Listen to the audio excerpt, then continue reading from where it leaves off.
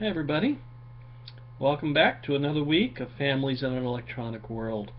I'm looking forward to a good discussion this next week.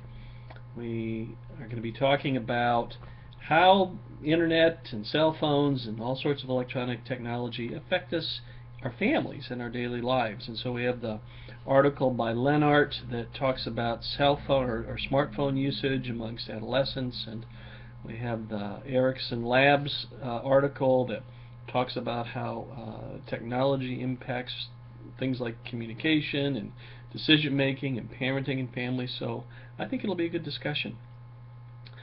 But next week in our discussion, and hence the readings for this week, we're going to be switching gears a bit, and instead of talking about families, we're going to be moving specifically to talk about couple relationships.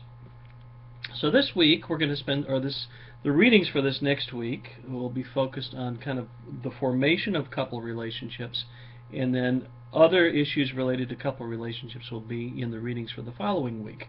So once again, the readings for this week will be the basis for our discussion next week. So what do we have? Well, when I was a kid, there used to be a show on television called The Dating Game. Anybody ever seen reruns of that? Or I think there probably have been some newer versions of that over time. And of course, the idea behind the dating game was you had a bachelor or a bachelorette, who was looking for a date and was interviewing these three people on the other side of a screen, and she would pick up, or he would pick up whoever they thought would be the best person, and they'd choose them, and then they would have this elaborate date. Well, the idea of matching people for romantic relationships is not by any means a new thing. I mean, there have been matchmakers around for as long as time, probably. But with the coming of the electronic communications world, one of the things that we've seen is the coming of online dating sites. And this really has changed things markedly, because it really kind of puts it into the hands of the people who are seeking the dates rather than necessarily going through a third party. Now I realize if you go through Match.com or eHarmony or one of the sites that you're actually, you are working with a third party who's trying to connect you up with somebody online. But one of the things that we've seen is that these dating sites, online dating sites, have become tremendously popular. And so the article that you'll have for next week by Smith and Dugan, which is a survey once again from Pew Research, indicates that 11% of all American adults who use the internet have used a dating site. That's everybody. 11% of all Americans who use the internet. And furthermore, they indicate that 38% of people who are quote-unquote single and looking have used a dating site. Which is huge, I think, particularly given that not very long ago, Match.com and eHarmony and similar sites were barely blips on a screen. So we've seen a huge change in recent years in terms of relationship development. And so two of the sources I have for you this week really deal with that issue, or maybe actually three. The first thing I want you to do is to go to the link, and you'll find it on the news section of the web page, or you can find it in the links.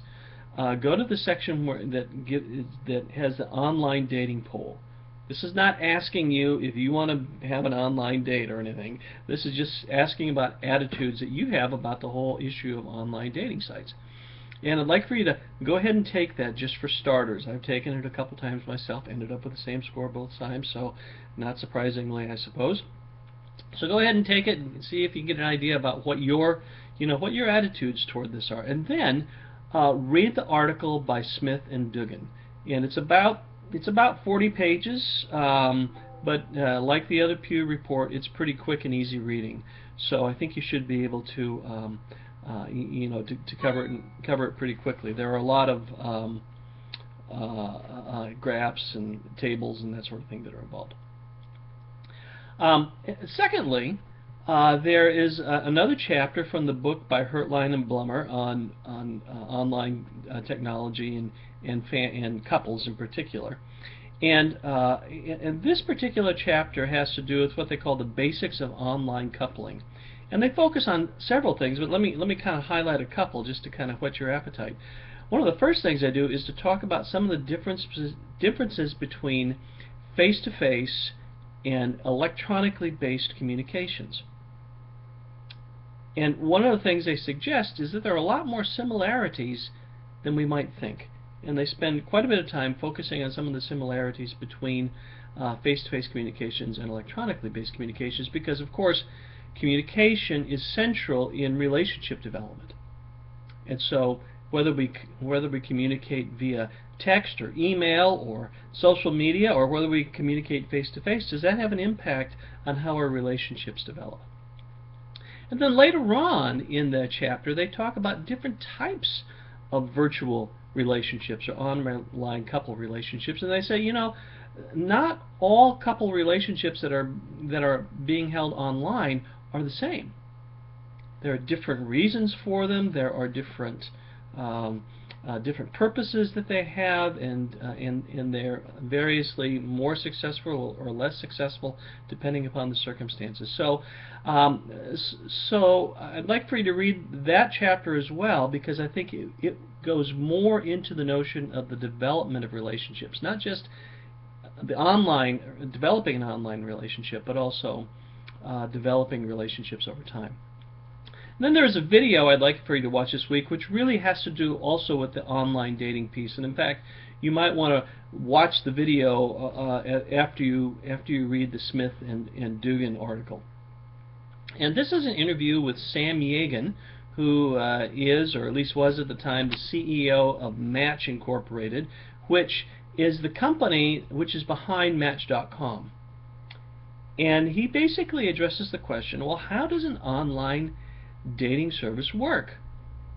And actually, a lot of it's about math and algorithms and finding ways to put, you know, the right people together, or at least to offer you a range of people that you might be likely to have a good first date with. So watch that one. You'll get an idea about the basics about what happens in an online dating site, and that may take some of the mystery out of it. So I hope you enjoy those sources, and I'm looking forward to some good discussions online this week.